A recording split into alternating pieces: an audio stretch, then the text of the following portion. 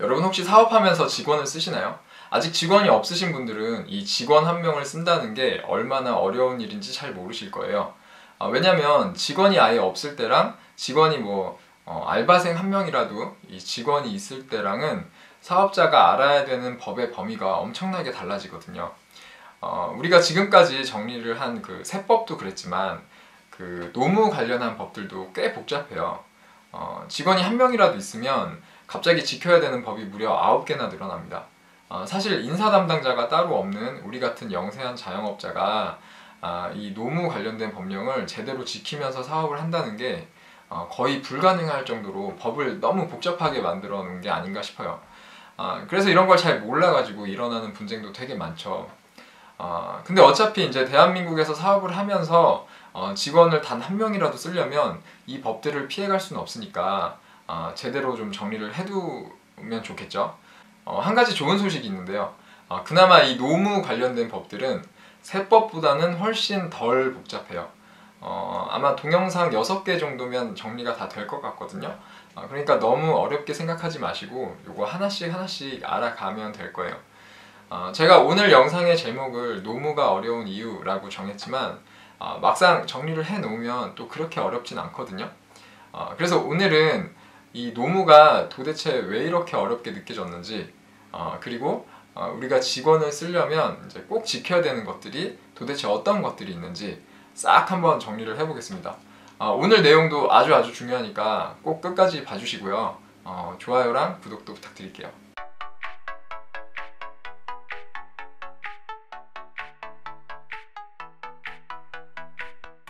일단 우리가 직원을 쓰려면 사업자 등록을 해야 돼요. 사업자 등록을 안 하고 사업을 하는 사람들을 보통 프리랜서라고 하는데 이 프리랜서의 가장 큰 특징 중에 하나가 직원을 쓰지 못한다는 거예요. 아무튼 그래서 우리가 이제 사업자 등록을 하고 직원을 쓰게 되면 그 알아야 되는 것들이 있죠. 어떤 게 있죠? 지금 막 떠오르는 게 있으세요? 일단 근로계약서를 가장 먼저 써야 되고 그리고 이제 월급 계산하는 방법도 알아야 돼요. 그리고 이제 최저시급이 얼마인지 모르시는 분은 없겠지만 그 최저시급에 위반되지 않게 급여를 계산하는 방법을 제대로 아시는 분은 많지 않을 거예요. 왜냐면 우리가 최저시급으로 월급을 계산할 때 그냥 단순하게 최저시급 곱하기 근무시간 그리고 근무일수 이렇게만 계산하면 대부분의 경우에 최저시급 위반이 되거든요. 왜냐면 급여에는 주휴수당이라는 것도 들어가야 되기 때문이죠. 그래서 주휴수당을 알아야 급여를 정확하게 계산을 할 수가 있고요. 또 이제 급여를 줄 때는 그냥 다 주는 게 아니죠. 예를 들어서 직원의 월급이 200만 원이면 그냥 200만 원을 주는 게 아니죠. 두 가지를 떼서 줘야 돼요. 그 원천세하고 4대 보험료. 요거는 이제 제가 사업자가 꼭 알아야 되는 4가지 세금이라는 주제로 정리를 한 것 중에 세 번째로 원천세 그리고 네 번째로 4대 보험료 요거 정리해 놓은 게 있으니까 그거 보신 분들은 이제 다 아시겠죠? 이게 좀 헷갈리는 분들은 그 두 영상을 보면 정리가 잘 될 거예요. 그래서 그걸 보시고 예를 들어서 월급이 200만 원이면 4대 보험료는 17만 5원 그리고 원천세는 이제 부양가족 수에 따라 다른데 부양가족이 없는 경우에는 21,472원이 나와요. 그래서 총 19만 1,477원을 뺀 180만 8,523원을 지급하면 되죠. 그러니까 직원한테 월급을 200만 원을 줄 때는 거의 20만 원을 공제를 해야 되는데 이거 제대로 공제 안 하고 나중에 인건비로 200만 원 썼다고 세무신고만 그냥 다 해버리면 이 직원이 냈어야 되는 20만 원까지 내가 다 내줘야 될 수도 있어요. 그러니까 급여를 줄 때는 잘 공제를 해야 되고요. 그리고 여기에 더해서 직원을 쓰는 대가로 사업자가 그 자기 돈 20만 원 정도를 또 직원의 4대 보험료로 내줘야 돼요. 요 금액은 그러니까 사업자가 내줘야 되는 직원의 4대 보험료는 업종이나 사업장의 규모에 따라서 조금씩 차이가 있어요. 아무튼 그러니까 직원의 월급이 200만 원이라면 총 37만 원 정도의 4대 보험료를 내야 되고요. 이 중에서 17만 원 정도는 직원의 급여에서 원천 징수를 해야 된다는 거고 그리고 직원의 소득세인 갑종근로소득세 21,472원도 원천 징수를 해서 신고를 잘 해야 된다는 거죠. 그래서 이렇게 직원한테 월급을 줄 때마다 내가 얼마를 떼서 얼마를 신고해야 되는지를 알아야 되고 또 이 원천세랑 4대 보험료를 어떻게 신고하고 또 어떻게 납부하는 건지도 알아야겠죠. 그리고 또 사업장의 상시 근로자 수에 따라서 이 적용이 되는 근로기준법의 범위가 엄청나게 달라지기 때문에 이 상시 근로자 수를 정확하게 계산할 줄 알아야 되고요. 참고로 상시 근로자 수 5인 미만과 5인 이상 사업장에서 지켜야 되는 근로기준법에는 엄청난 차이가 있습니다. 그리고 여기에 맞게 각종 수당, 그러니까 휴일 근로수당, 연장 근로수당, 야간 근로수당 이런 걸 또 계산할 수 있어야 되고요. 또 나중에 뭐 사정이 생겨서 직원을 해고할 때는 또 사업자가 마음대로 할 수 있는 게 아니고 최소한 한 달 전에는 미리 예고를 해야 해고를 할 수가 있죠. 그렇게 미리 예고를 안 하고 그냥 뭐 내일부터 나오지 마세요라고 해버리면 그리고 그걸 누가 신고를 하면 이 한 달치 월급을 그냥 줘야 돼요. 이게 사실 뭐 근로자들을 보호하기 위한 뭐 좋은 제도라고 생각은 하는데 또 사업하는 입장에서는 되게 불합리하게 느껴지는 게 이제 직원은 뭐 어느 날 갑자기 그냥 잠적을 해버리고 뭐 출근을 안 해도 갑자기 이제 나중에 나타나서 뭐 그동안 일한 걸 전부 다 받아갈 수가 있어요. 근데 사업자는 뭐 직원이 뭐 일을 아무리 뭐 개떡같이 해도 내 마음대로 해고할 수도 없습니다. 그래서 이런 거는 사실 좀 법이 좀 바뀌어야 되지 않나, 사업자를 좀 보호해주는 그런 법도 좀 필요하지 않나라는 생각이고, 뭐 아무튼 그래서 뭐 현재 법이 이러니까 이 해고하는 방법도 정확하게 알아야 돼요. 그리고 직원이 1년 이상 근무를 하면 당연히 퇴직금도 지급을 해야 되고요. 뭐 관례적으로 이제 우리는 뭐 퇴직금은 없다, 아니면 뭐 월급에 퇴직금을 다 포함해서 주는 거다 라고 합의하고 이렇게 막 계약서까지 쓰고 이런 경우도 많이 있었는데, 이렇게 해봐야 법 앞에서는 아무 소용이 없습니다. 이게 나중에 이제 직원이 변심해가지고 나 퇴직금 주세요 라고 하면 그때 또 다 줘야 되니까 곤란한 상황에 처하지 않으려면 이런 것도 이제 정확하게 알고 있어야겠죠. 사실 지금 말씀드린 것들 외에도 이제 지켜야 되는 것들은 되게 많은데, 우리가 보통 소규모 사업자가 고용관계에서 겪게 되는 분쟁은 뭐 거의 이 정도 범위에서 일어나는 것 같아요. 그리고 이제 외국인 근로자를 쓰는 경우도 되게 많은데, 이 외국인들도 당연히 내국인들하고 똑같이 이런 법의 보호를 받습니다. 그래서 이런 것들을 똑같이 지키면 되는데, 아무나 막 고용할 수는 없어요. 일을 할 수 있는 그 외국인의 비자가 따로 정해져 있고, 비자의 종류에 따라서 일을 할 수 있는 일의 종류가 또 제한이 되기도 해요. 그래서 외국인을 고용하는 방법도 잘 알아둬야 됩니다. 그래서 이제 이 정도만 잘 알아두면 사업하면서 직원 때문에 특별히 문제될 일은 없을 거예요. 참고로 제가 아까 직원을 한 명이라도 쓰려면 9개나 되는 법을 알아야 된다고 말씀을 드렸는데, 요것들이 각각 어떤 법을 근거로 하는지 정리를 한번 해볼게요.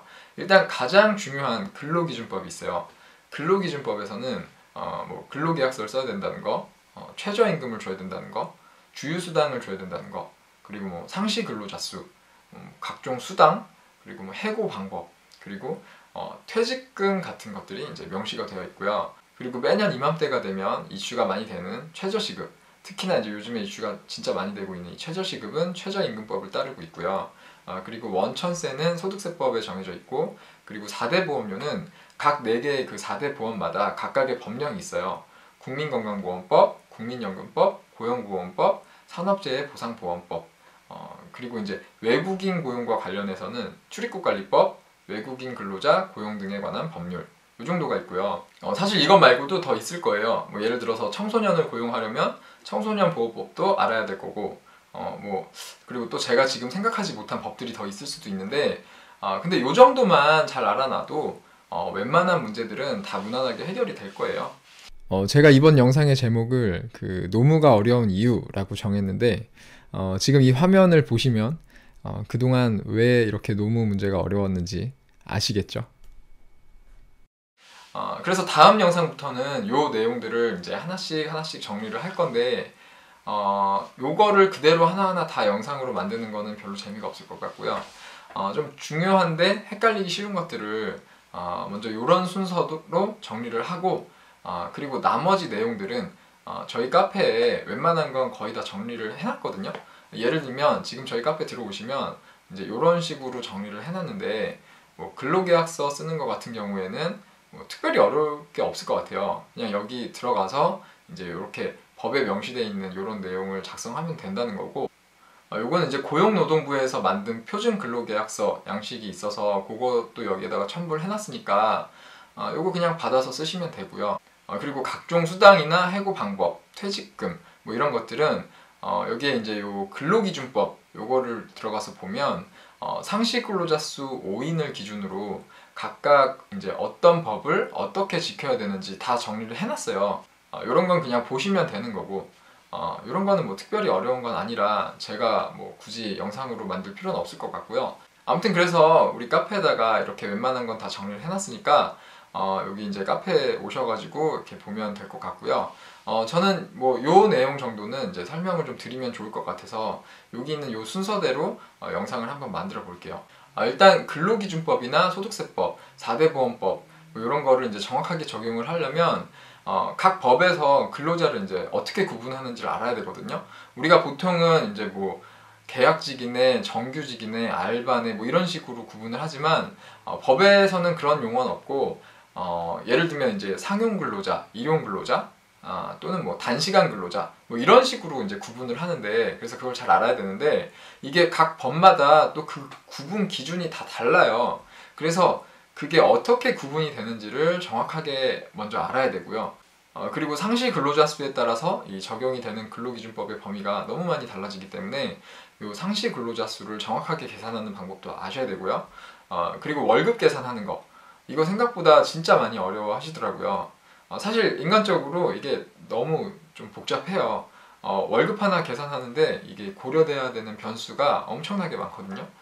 그리고 인터넷을 찾아보면은 뭐 월급 계산기 종류도 되게 많은데 제가 지금까지 본 것 중에서는 제대로 된 게 하나도 없었어요. 이게 이제 근로 조건이나 근로자의 나이 그리고 뭐 부양가족 수 등에 따라서 뭐 월급이나 4대 보험료 그리고 원천세 뭐 이런 게 다 달라지는데 이런 게 다 제대로 반영이 된 월급 계산기는 없더라고요. 그래서 제가 하나 만들었는데요. 여기 링크 여기로 들어가시면 이런 파일을 첨부해 놨어요. 이렇게 엑셀로 만든 월급 계산기고요. 요거 그냥 저기 카페에 오셔가지고 받아서 쓰시면 되는데 요거는 또 중요한 거니까 요거 사용 방법하고 또 계산기에 어떤 내용이 들어가 있는지 한번 설명을 드려볼게요. 그리고 이제 원천세하고 4대 보험료를 원천징수하는 방법하고 요거를 이제 신고하고 납부하는 방법 요거는 사실 여기 원천세랑 4대 보험료 요 부분을 보시면 이제 다 설명이 되어 있긴 한데 요것도 이제 원천세랑 4대 보험료를 막 헷갈려 하시고 되게 어려워 하시는 분들이 너무 많아서 요거 두 가지 묶어가지고 이거 어떻게 이제 원천 징수를 하고 어떻게 신고하는 건지 그 방법만 따로 한번 정리를 해보고요. 그 다음에 우리가 이제 초단시간 근로자라고 하는 근로자 유형이 있어요. 근로기준법에서는 그냥 단시간 근로자라고만 되어 있는데 이 초단시간 근로자라는 용어를 많이 쓰더라고요.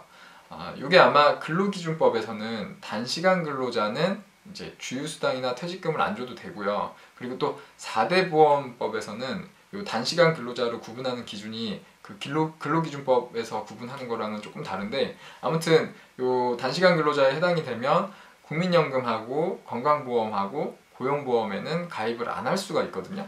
그래서 요 근로기준법하고 그 4대 보험료 요게 다 해당이 되는 근로자를 묶어서 이제 초단시간 근로자라고 하는 것 같아요. 그래서 요 초단시간 근로자를 잘 쓰면 요게 또 이제 사업자한테도 좀 좋을 수가 있고 근로자한테도 좋을 수가 있거든요. 왜냐면 근로자는 4대 보험료를 안 내니까 그만큼 돈을 더 가져갈 수가 있고 또 사업자도 이 직원의 4대 보험료를 안 내주니까 그만큼 시급을 더 줄 수가 있잖아요. 요게 이제 어떻게 보면 사업자랑 근로자랑 이렇게 서로 윈윈할 수 있는 좋은 절세 전략인 것 같아서 요거를 따로 소개를 드리고 그리고 마지막으로 그 외국인 근로자를 채용하는 방법이 생각보다 되게 복잡하고 까다로워요. 그래서 요것도 따로 설명을 드려볼게요. 그래서 요 정도 영상만 다 보고 나면 그리고 저희 카페에 정리한 요 정도 내용만 참고를 하시면 뭐 직업 문제에 있어서는 해결 안 될 문제가 없을 거예요. 그리고 혹시 이제 또 부족한 게 나오면 여기에서 이제 더 계속 보충을 해 나가겠습니다. 오늘도 이렇게 영상 끝까지 봐주셔서 너무 감사드리고요. 오늘 내용이 도움이 되셨으면 좋아요랑 구독 부탁드릴게요. 그럼 저는 이만 들어가고 카페에서 뵙겠습니다. 감사합니다.